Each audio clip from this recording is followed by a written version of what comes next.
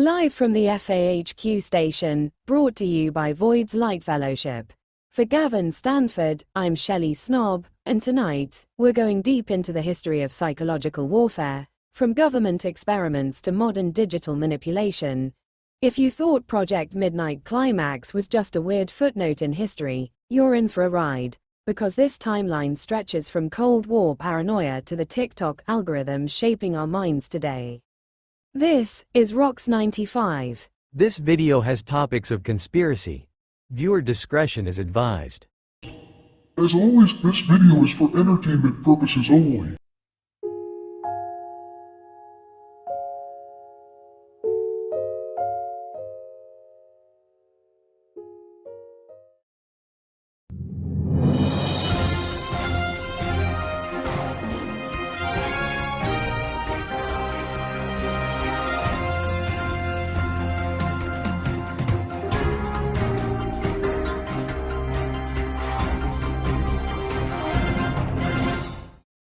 It all starts during World War II, when intelligence agencies began looking into psychological warfare. Nazi Germany and Imperial Japan conducted brutal experiments on human psychology, and after the war, the US and Soviet Union scrambled to absorb that knowledge. Operation Paperclip brought Nazi scientists into the American fold, setting the stage for what would become the CIA's most infamous programs. On a totally unrelated note, Klaus Schwab from Argentina has a funny accent. Anyway, MKUltra, launched officially in 1953, was the CIA's attempt at total mind control. Using LSD, hypnosis, electroshock, and extreme psychological torture, they sought to break and reprogram human minds. It wasn't just spies and soldiers. Civilians, prisoners, and mental patients were unwilling test subjects. Project Bluebird in 1950 and Project Artichoke in 1951 were early attempts at interrogation-based mind control. These were the foundation for what became MKUltra, testing drugs and psychological manipulation techniques on subjects without their consent. Operation Midnight Climax ran from 1954 into the 1960s. The CIA set up brothels in San Francisco and New York, where unsuspecting men were lured in, drugged with LSD, and observed through one-way mirrors to see how they reacted under the influence. These experiments were designed to refine interrogation tactics and study human behavior under extreme conditions. Monarch, while officially unconfirmed, is rumored to have been an extension of MKUltra, moving into the realm of entertainment and mass influence. Some theorists believe it played a role in conditioning celebrities and public figures for psychological control. By the 1970s, MKUltra was exposed, and the CIA officially shut it down. But does a project like this ever really die? The government pivoted from chemical mind control to something even more bizarre: psychic research. With chemical mind control under scrutiny, the intelligence community turned to something even more bizarre: psychic research. The US and Soviets were locked in a Cold War battle not just for weapons but for minds. Gondola Wish began in 1972, marking the first steps into remote viewing research. The idea that trained psychics could see distant locations and retrieve information without being physically present. Grill Flame in 1978 expanded funding for these psychic programs, further testing individuals with supposed abilities. This led to Center Lane in 1983, where the program shifted under the Defense Intelligence Agency, formalizing research into how psychic espionage could be used on the battlefield. Stargate, launched in 1991 and officially shut down in 1995, was the final form of these remote viewing programs. The goal was to use trained psychics to see distant locations, read minds, and even predict the future.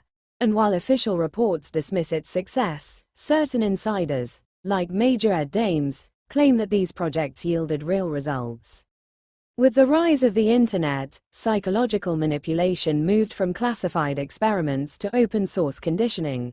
The same principles of behavioral control, reinforcement loops, and subconscious influence now exist in your pocket. Big tech and social media platforms like Facebook, Twitter, and TikTok optimize for maximum engagement, often by manipulating dopamine levels in users. The mechanics of addiction that were studied in Cold War mind control projects now define the architecture of digital platforms. TikTok, in particular, has introduced a new age of influence. Its algorithm, designed for hyper-personalized content curation, operates almost like digital mind control, reinforcing behaviors, ideas, and trends in a way no previous medium could. So here we are. What began as covert government programs has now been repackaged as entertainment, designed to keep us engaged, predictable, and, most importantly, controllable. The methods have changed, but the goal remains the same: influence the mind, shape behavior, and maintain control. The real question isn't whether mind control experiments still exist, the question is whether we ever escaped them in the first place. TikTok is the latest and most advanced form of psychological conditioning ever deployed at scale. While past government projects like MKUltra and Stargate focused on direct manipulation through drugs and psychic experiments, TikTok refines the same principles into a sleek, addictive digital platform that reshapes human behavior in real time. Unlike traditional mind control, which required physical experimentation, TikTok operates on a mass scale, using machine learning algorithms to tailor a user's experience based on their subconscious responses. At its core, TikTok uses a reinforcement loop designed to keep users engaged for as long as possible. The For You page, FYP, is not just a random assortment of videos, it's a finely tuned behavioral conditioning machine. Every swipe, pause, like, and share feeds data back into an artificial intelligence system that learns how to keep each user scrolling. Over time, the platform fine-tunes content delivery, reinforcing particular ideas, habits, and even emotions. This goes beyond simple entertainment. TikTok can subtly influence thought patterns, social behaviors, and even political opinions. The key to TikTok's control mechanism is dopamine manipulation. Every time a user watches a video that resonates with them, their brain releases a small amount of dopamine, the chemical responsible for pleasure and reinforcement. TikTok optimizes this response by delivering hyper-personalized content at an incredibly fast pace. Unlike traditional media, where users search for content, TikTok's algorithm predicts what they want before they know it themselves. This creates an addictive cycle where the brain craves more, making it harder for users to disengage.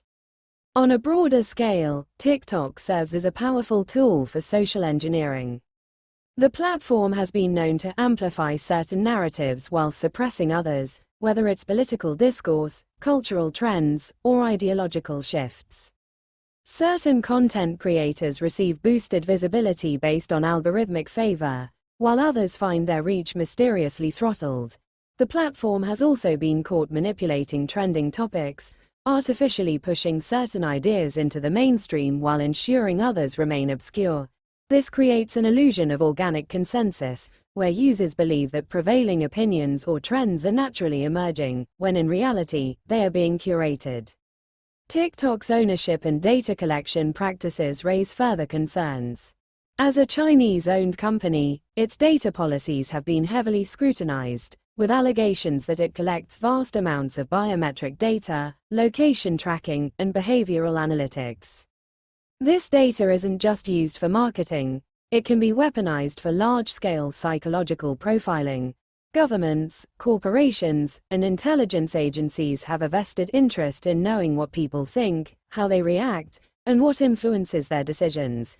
With billions of users feeding the algorithm daily, TikTok represents the most powerful psychological experiment in human history, one that's constantly evolving, adapting, and refining its methods in real time.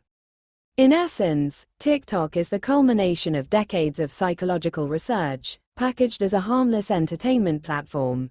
It functions as both a mass data collection tool and a behavior modification system, operating under the guise of convenience and fun. Unlike the CIA's early experiments, which had to be conducted in secret labs, today's mind control is happening in broad daylight, on every screen, in every pocket, with users willingly participating in their own conditioning. I don't care if the CIA has named this current iteration. Fuck them, I'm calling it Operation Sheeple People.